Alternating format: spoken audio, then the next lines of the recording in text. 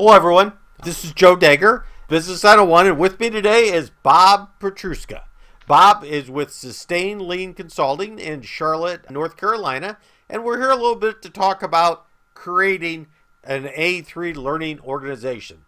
How are you doing? Let me start there. As far as I'm doing great. Business is doing great. This drawing here is hand-drawn, and it takes about 10-15 minutes to make. And it's just my way of expressing a concept. Well, the concept is nice. We all want to create a learning organization, and you're sitting there with the A3 learning organization, I will say, putting it out. But you're doing something that I'm seeing more and more of, is where we're dividing an A3 up into like 4 quadrants. You know, not that 7-step thing. We kind of more that picture so we can concentrate on a certain area. Have you started doing that on your A3s, I guess? Yeah, in fact, I think sometimes less is more, right? And if we can make it simple, people will gravitate towards it. If we try to overcomplicate it and throw in a forward 8D on top of a A3, you don't know what you have, and people get confused and demoralized. So the purpose of this is to make it simple, easy to understand, and easy to apply. Well, tell me just an overall concept of this A3, and then we'll dig into the blocks. Well, the idea of this one was, how can you create a learning organization?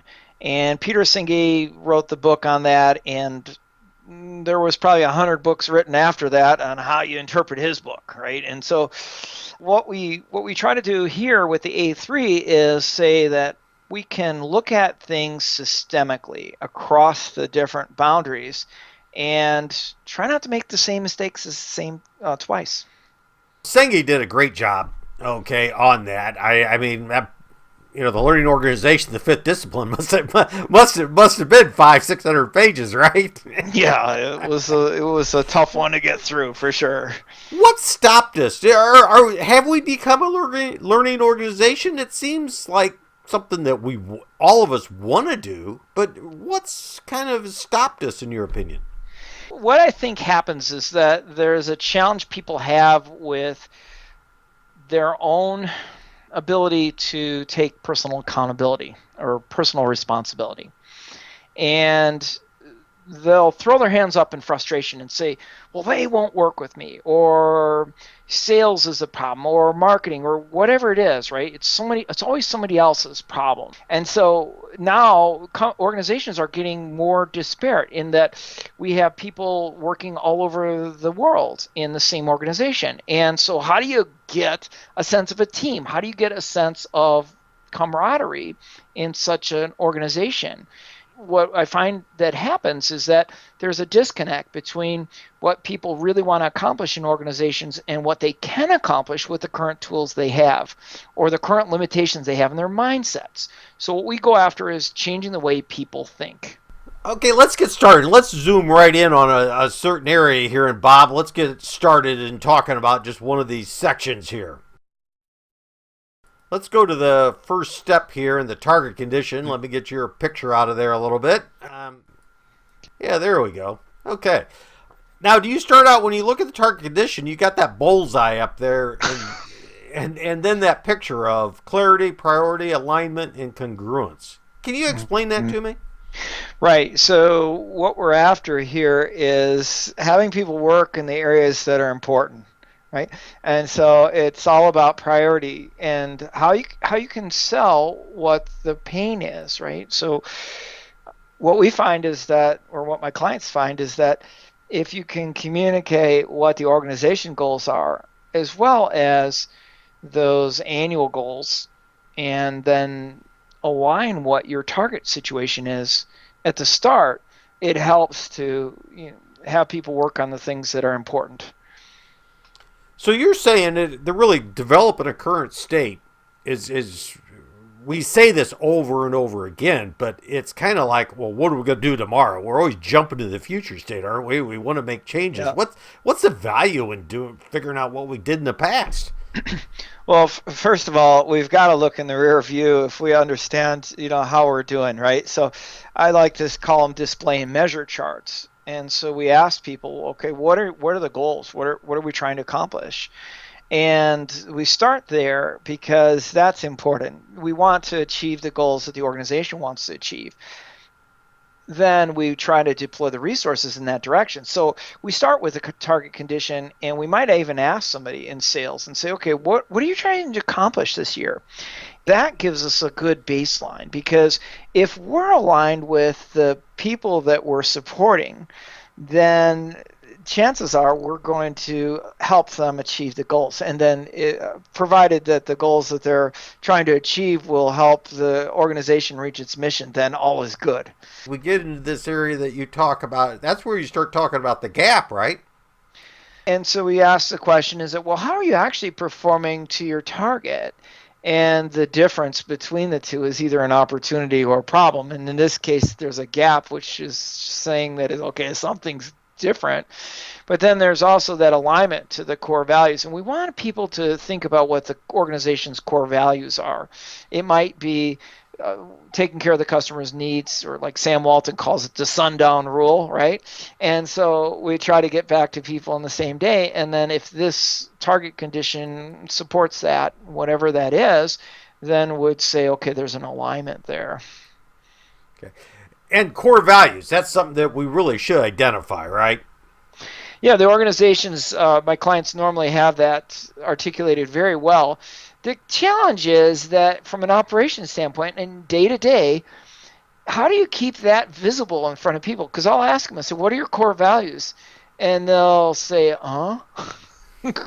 I'm like, all right, well, if 10 people you talk to gives you 10 different answers, chances are you're not very aligned on what your core values are. So we start there and we say, let's just get this in front of people and let them think about how they align to that. And we're seeking congruence and visibility. Okay. And then you jump down into the lower half as we start talking about root causes. Now we're going to look at the root causes that's stopping us from getting there. Right. The root causes are getting to the bottom of the reason why we're not meeting those goals. The most important thing, I think, when we talk about getting into root causes, is to really clearly identify what the gap is, and more important, what the pain of the gap is. We start with this idea of defining what the problem is, and that is the area that I think people really misunderstand. This A3 is kind of an organization, a learning organization, a little higher level. Can you explain this map to me? The causal map is a very simplistic way of getting to root cause. What I find is that when you go to a client and you tell them, well, you should use 5 whys, or you should use the Ishikawa fishbone diagram. Often, especially people in knowledge work, they struggle with it. It's like, well, why do I have to do 5? And you tell them, well, that's just the name of the tool. It's not really what you have to do. And then it just kind of devalues or detracts, in my opinion, from the experience. The Ishikawa is great. I love the Ishikawa, but it's made for Japanese, and Japanese start at the end of the book and work their way backwards. So, for example, my wife, she'll start at the end of the book and work her way to the front, and I could never understand that, but it's just the way they'll look at it from left to right. So we start with the causal map with thinking about people who speak English, and we read from left to right. That's where we put this red sticky, which will say the impact of the issue, and we start there. We say, well, what's the impact of the problem or the gap? What's that going to mean? And what we're after is making a clear business case, or what Cotter would call creating a sense of urgency.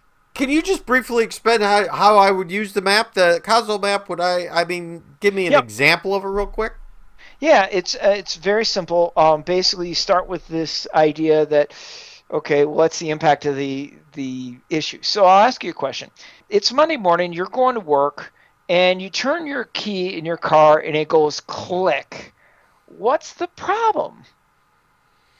And often people will say, well, the problem is the battery because it went click.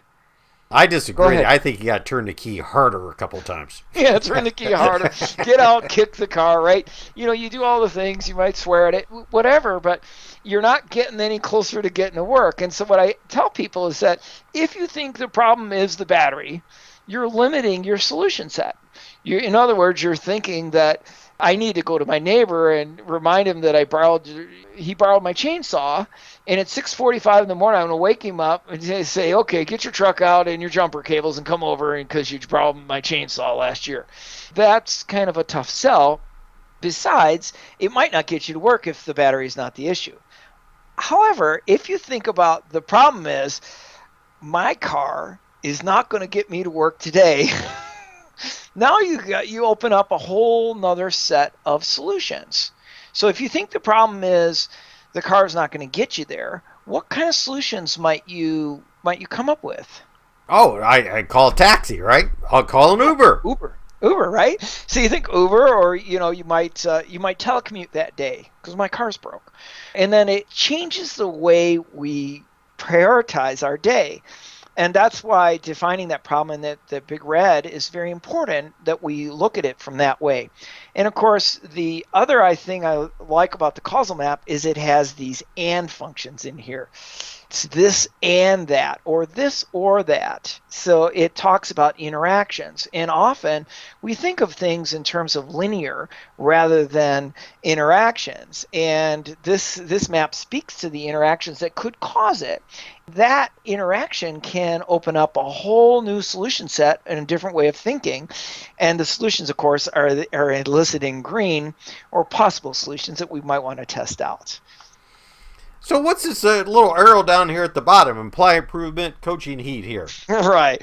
The idea of the coaching is that, go back in time far enough, you look at what A3s were about. It was really about changing the way people think and approach problems. So we talk about coaching. The idea of servant leadership is now catching on, and situational leadership. And, there's all these different techniques now that are taking the old school hard line, hard nosed manager and turning it on its ear and saying, well, what we really need to do is have people kind of be mentors and coaches to those around us. It turns out, very interestingly, that anyone can be a coach or mentor. You can learn anything from anyone if you're open-minded enough. And the idea is that there are defined questions, and this can get into the kind of the Toyota Kata mindset about, what are you going to try? What are you thinking? Help me understand. You've asked those open-ended questions to get an idea how much rigor has went into that map. And in the process of doing that, you also learn where your people's heads are at. And I think that's something that traditional hardline, old school managers will miss. And I think it's very important that we open our minds to being coaches and helping each other with getting to a better solution. Well, I think you make the transition from 2 to 3. Okay, we all know the left side of an A3 is kind of about planning. The do, check, act is the right side. But I think the thing that you, in this map, that really kind of makes it interesting to me is that you say root causes, not root cause. Okay? Right. Because you're really not sure, and that really does help us to move over to the right side and conduct the experiment. It's not, as you mentioned, it's not a linear thing. Exactly. And the interactions that we have it's important for us to understand interactions. And when I can tell you, the most beneficial thing I learned was the experimental design in statistics, right? And there was the Taguchi methods and all that. And it really opened up my mind to interactions. And so when we talk about experimenting, I want to know what your hypothesis is. I want to know what your assumptions were, because I'm interested in understanding your way of thinking. And then the thing about experiment is it opens up the door for surprise, right? That's where the light bulb comes in. It's like, okay, we're going to open our minds to surprise. If you tell people, I want to make this change, hardly anyone's going to get on. But if you say, hey, you want to run an experiment with me? That's interesting, and that compels people. And this question, how might we, is really open. And it opens the door for optimism, right? And what do you expect will happen speaks to that kata, which is saying, okay, what do you think will happen? help me understand your assumptions and so on. And then what we do is kind of this iteration, right? We're after learning and learning and learning and sharing the knowledge that we've just uncovered in the results of our trials. And I think that's a great way to put it. And the one thing that I learned from Toyota Kata, since we discussed that a little bit more so than anything else, is that, we have this experiment, but it's like, how can we chunk this experiment down into smaller pieces? And the littlest experiment we can make to prove our concept to take the next one. And I kind of, is that what you're saying, meaning by the iteration and the circles and the, the arrow going up down there? Yeah. So it always takes trials, right? What I like about Takata also is this is kind of this daily mindset, right? It's this practice. And so what we look for here is people to give a try and see what happens. Now, of course, we always careful to make sure that no one will get injured in the process. So safety issues, obviously, as a coach, you're going to ask the question, what do you expect will happen if there's something safety related? You might want to intervene right at that point. That's non-negotiable. But other things that might happen, what I think is interesting, when people finally get to the idea, how could we recreate the defect? Right? If we're seeing gaps, we're seeing problems, how do you recreate it? Sometimes that unravels the mystery of how do you make it in the first place, or how it got made. Because often we're looking at things after they've happened and not in real time. So that's where you want to get out into the Gemba and find out for sure. Experimentation brings you into the Gemba, it speaks to the Gemba, and it honors the Gemba. You've written a book on, Gemba service walks and service. I deal a lot in the knowledge working area or the sales and marketing. And when we talk about safety and not hurting someone, what about egos? What about hurting someone's mindset in these experiments? I mean, how do you handle something like that? We all kind of get bruised there a little bit. Experiments are tough on individuals and groups and teams sometimes. Can you touch upon that? Yeah, so that's happened to me too, and I know that we have to be emotionally intelligent, right? We have to understand the body language of the person we're with and so on. But I think the key is we go into the idea with an open mind, and that's where that learning and sharing goes in. Look, I'm going to share with you the results. Let's run this experiment, see how it goes. If there's big objections, right, and there's somebody really upset and you can tell that this is going to really cause problems, you just might want to put that one on hold and give that person some time to come around and warm up to it. Dealing with people is always complex, and we are in the people business. We have to hold their hands at times and help them to get to where we want them to go, but often we might want to change the way we're approaching it as well. So if we feel like there's a lot of resistance and there's a lot of, I guess, stakes in the ground and things like that, we have to approach it with tact, and we have to take our time with it. So we can't be that bull in the china cabinet to get our experiment done, right? No, but that's why we invite people, and I might ask, how might we? So if somebody's resisting, I'm saying, well, what do you think? What would you like to try? What would you suggest we do differently? Sometimes smother them with kindness works, right? Because we want to make sure to bring them along. Often somebody that's very highly opinionated stands to learn a lot, right? And so that learning is never really easy, is it? If you think about all the different times we've ever learned, it's probably terrified us the most. It's because we have to give something up that we've relied on for many years until the assumptions are no longer valid. In other words, the exceptions to the rule become greater than the rule, and that forces us to throw out what we know. And what we know is comforting, right? It's getting outside of our comfort zone, and it will cause some people to really want to be Luddites, right? I have to agree with you here. And here's the good part. We should just went to right at the beginning, shouldn't we? Right. The results. What we were messing around before with. We go to the fourth section, the results. Okay. Right. What's those little blocks there? Solution family. What's that all about? So again, we started with this A3 learning organization, right? What we wanted to do was encourage people to get up, get out, get into the Gemba, and learn, and share that learning. So we might want to look at things systemically.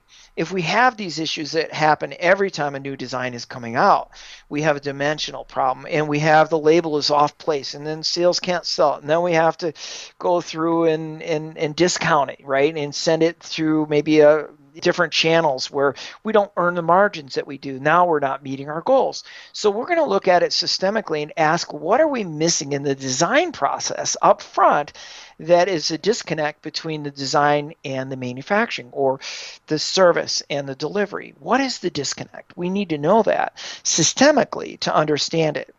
So we might look at the consequences. What are the consequences of this to the person? And if there aren't clear consequences, or we might ask the question, what are the feedback? What feedback does the person get? And often we find the feedback loops are broken. People that are designing things may not get any feedback. So we need to get the engineers out of the drawing room once in a while into the Gemba and help them understand where we can improve. Looking at it systemically does just that. So we look for these families of ideas that will help us to get to root cause faster, and families of solutions that we know will work. And that really helps speed up the process so that we can apply what we learned in future designs and get better. Tell me a little bit about evaluation. Right. So I want people to think about, what is this idea of fitness for use, right? So that's probably very important to me, right? If I'm doing a job, how do I make sure that my clients like the job I do? Well, I ask them for feedback every day, right? So every day I get feedback and I learn from it, and I work hard to improve every time. The other thing I do is that every week I get written feedback. So not only get verbal feedback every day, but every week I get written feedback, and the written feedback helps me understand it. So I am sometimes it's hard to take, right? We evaluate something, it's hard to take, whatever it is. But how do you evaluate a solution? I ask the question, how do you evaluate a solution? Well, we want to know, did it actually solve something, right? But how do you evaluate a customer? I mean, how do you go about it? I mean, we don't ask that question. The other one I really like is this idea of culture. Culture eats process for breakfast is the old quote, right? So if culture eats process for breakfast, who's responsible for culture? We don't have an answer. Well, okay, it's leaders. All right. Then how are you holding leaders accountable to the culture? And how are you measuring that? How are you evaluating that? What are your HR systems doing to ensure that you're protecting and nurturing the culture that you so well want to emulate in your market, your brand? And these are hard questions. Yeah. Oh, no, they're definitely hard questions, because I look at the fact that here's your evaluation process. Here's how we're going to monitor it, and actually who's going to see it, and what's the reactions to it. Okay. And that practically be an A3 in itself, just about. Yes, it is. We don't want to get too carried away, but at the same time, if it adds value, let's do it. And so sometimes I think we need to look at the whole organization and ask ourselves, do we need an organization-wide A3 to really help ourselves to grow? And if growth is what your goal is, I think A3 is a great way, because it changes the way people think, and it opens the door for learning. And at the same time, it begins that communication and interaction. And the more interactions we have, the stronger our organization is going to be, the stronger our bench strength, the stronger our coaching is. And when people help each other, they build trust. And the more trust you have, the more openness you have, the better things are going to run. Really, this is the idea of the A3 learning organization in a nutshell. I think that's a great concept, okay, and I big advocate of it, okay, because I have found A3 such a great tool to use in the sales and marketing arena and other areas, just to start the thinking process, whether it's a lean thinking process, whatever we want to call it. Okay, it's a great way to show that thinking process, make it transparent. Tell me where someone can contact you and the best way to get a hold of you. Bob Petruska is my name, and my website is bobpetruska.com, www.bobpetruska.com, or you can pick up the phone and give me a holler, 704-615-3731. I encourage people to reach out to you. A resource of information, a great resource of knowledge, and one of the more people persons in the consulting side that I know. So thanks a lot, Bob, for your time, and a great looking A3 here. Thank you, Joe. Have a great one.